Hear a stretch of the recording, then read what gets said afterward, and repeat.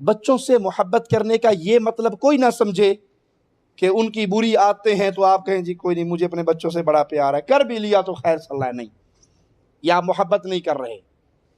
इसकी मिसाल यूं समझे, आपका बेटा बिजली की नंगी तारों को पकड़ने लगे, मना करोगे या नहीं? जी मना करोगे, क्यों? उसकी जान के लिए खतरा है, उसे नहीं पता ये अच्छा है या बुरा है।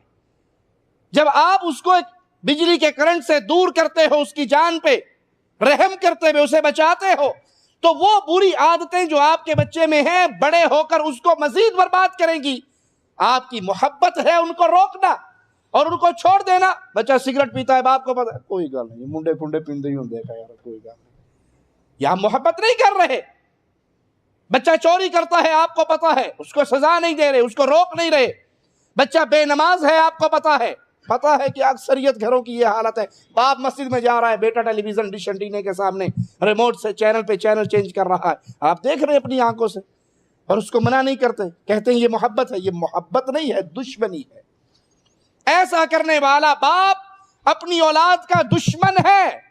मेरा जुमला कड़वा है, सख्त है, मुझे मालूम है, लेकिन याद कर लीजिए ये हकीकी अल्फाज हैं एक मोहब्बत करने वाले के दिल से निकले हुए।